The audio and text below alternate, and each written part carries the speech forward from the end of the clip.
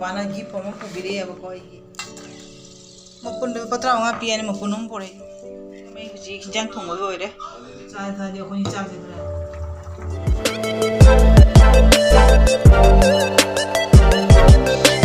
Nida Production. Ma'am हुजी मु video मा पुदन Wakchaure ma'am हुजी से पुंगी पान तादी तौरे अब का दो मैम सिदी अखोगी nga tang manu mine ado numitरा नि थुनी nga चाद्रा मतुंग nga si nga thongdoini aba ado khangde खरनी वे पुरगा nga चाबसे नुंगाइ दबने अब का दो मैम जंगसी थोंगे बा सी से अइने हुजी बाजार दे पुरबा nga ने अब का मोय बादे हुजी बा वाक्ट्रिबो को बनी ना अइना वे रुरे अब मैम से बच्चनी की केनो ने अब nga ने अदो मोनो नि चाबा फंगरoi मानि चक्रबनी ना ने हुजी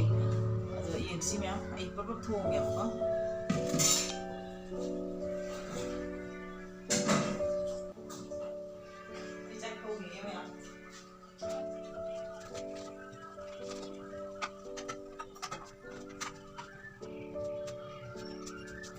मैं हुजी चाक थोंगो लोइदरे ngasi di ngatang manu mini da proper thongdo bani ko ado haji moy pasu aya ba ko ado moy pana kena pore ma ai gi gibam pubire aya ba ko do ma'am ने jinga ke ado ma gi cha su bon bire ba huji ko saudi do re dai gi sigana chak thong ya ba ngasi di mathen ma ko mo to ro ya ba do siga be de cha se ma gi cha pi mi ra nge to nang nei ngon pi ba gift dom deng je ra ge ma'am सीनी मोय पाना इंगोना पीबा gift से को अदो माना दिवाली की ओइने गिफ्ट से पोरक बने अब को अदुना हे नोंगा मतुंग नै तुगारा मैम दे जिंगन जरके हौजी से करिनो ना हाय बदो गने चाकती हिंजा चाइयांग थोंग ओइ अब को मोय पाना कोगी दुकान ना थौसे ना हाय अब को अदो हातंग थौ ये कइनो हाय द पुंग अपन तादी तौरे अब को अदो मैम जिंगसी अमु कया हिंजानो सोसन दुम जारे ए तो साला ना चाय था जो कोनी चाक से खरा थिंग जाग ले से पमु जान अदु वीडियो दोका कर ए वीडियो दोका रोइदा साइट में ए चैनल पे हम बागा दी वीडियो दोका कर है की बन जाओ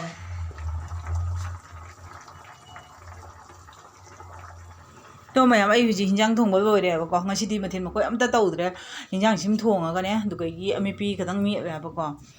सिगा बैरे अमेपी सिना अदो सितनी ngasi gi nungdang gi ngatang bagi hinjang se ko मखोय हुजी चाक थको लोरगा मखा ngang थोइ अब को अदुगैगी हयेंगी तुमरो हा दिया का पुना बाय हयेंग दिया थाना बसिगा दुम था लगे ने सी ओइना पु बाय हेलुक सु खरा पोरे ngasi de हेलुक jam tang hore अदुगैगी से थागो जु पोरे संगोम जु पोरे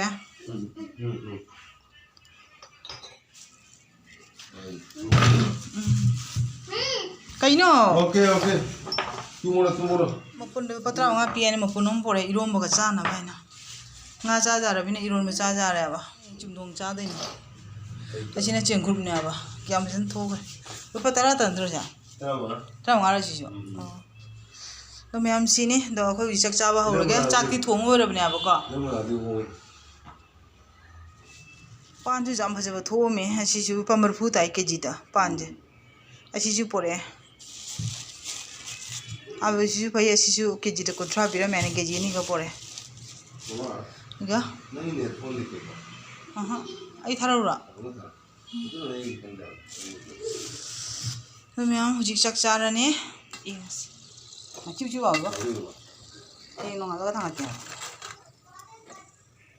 मैम अखोय हुजी चक चाना तौरगे पुंग तराबु तादे तौरे अब को